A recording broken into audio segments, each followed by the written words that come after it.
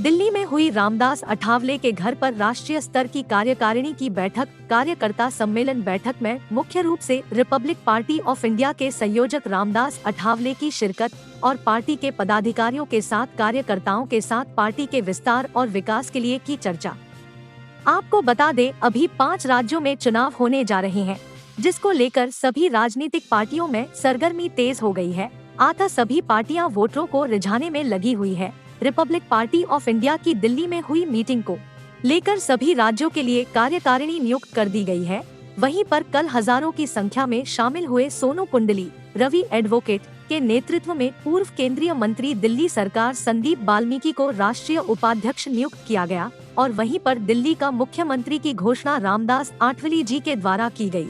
अब की बार दिल्ली में रिपब्लिक पार्टी ऑफ इंडिया का मुख्यमंत्री चेहरा कर्मठ, निष्ठावान, ईमानदार, जुझारू छवि के संदीप वाल्मीकि होंगे और इसी सिलसिले को आगे बढ़ते हुए रिपब्लिक पार्टी ऑफ इंडिया के हरियाणा प्रदेश अध्यक्ष सोनू कुंडली, रवि एडवोकेट को हरियाणा का उप मुख्यमंत्री बनाने की घोषणा की। वहीं पर मौजूद रहे हरियाणा प्रदेश अध्यक्ष सोनू कुंडली बताया कि people Republic party of India के संयोजक श्री रामदास अठावले ने जो उनके ऊपर जिम्मेदारी देकर उन पर जो भरोसा जताया है, वह उस पर पूरा खरा उतरेंगे और हरियाणा में सरकार बनाने में रिपब्लिक पार्टी ऑफ इंडिया एक महत्वपूर्ण भूमिका में रहेगी। रिपब्लिक पार्टी ऑफ इंडिया सर्व जातीय को साथ में लेकर चल रही है।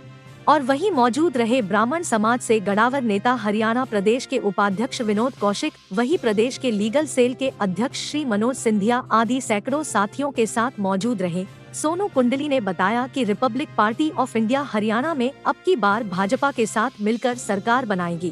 देखिए, आज 7 तारीख को दिल्ली में हमारी रिपब्लिकन पार्टी ऑफ इंडिया, हमारी पार्टी आरपीआई पार्टी, उसकी नेशनल कमेटी की मीटिंग थी और आज के दिन सबसे बड़ी खुशी की बात यह है कि आज बहुजन योद्धा हमारे बड़े भाई बब्बर शेर संदीप भाई ने आज पार्टी को ज्वाइन किया है, जो कि राष्ट्रीय अध्यक्ष के बाद संदीप भाई राष्ट्रीय उपाध्यक्ष पे आज जो है ना सीट पर आज बैठे हैं। और मेरा मानना ये है कि हरियाणा में अब की बार हमारे बिना कोई सरकार नहीं बना पाएगा।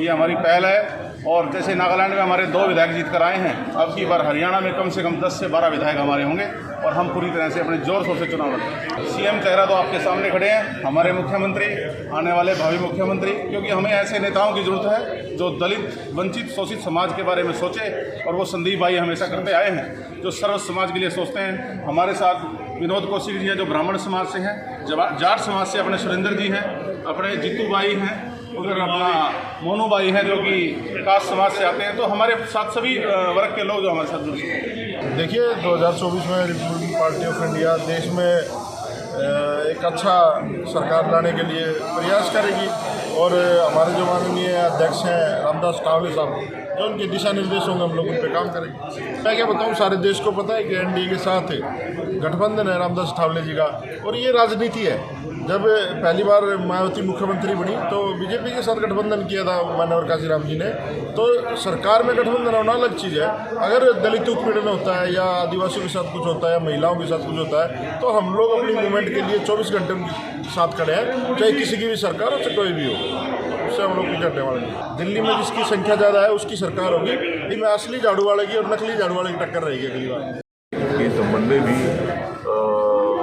माननीय प्रधानमंत्री जी ने, अमित शाह जी ने, जेपी नड्डा जी ने विचार करना चाहिए, ये भी करता हूँ मैं उनके सामने करने वाला हूँ। एनसीपी साथ में एनडीए में आने की वजह से, एनसीपी एनडीए में आने की वजह से आपका जो क्लेम था कि मिनिस्ट्री मिल जाए, वो चाहे स्टेट में हो या, वो क्लेम कहाँ तक? हाँ, तो मतलब क्लेम तो मतलब हमने बोला है, जिस तरह माननीय देवेंद्र फडणवीस जी के साथ मैंने जब बहुत बार बात किया है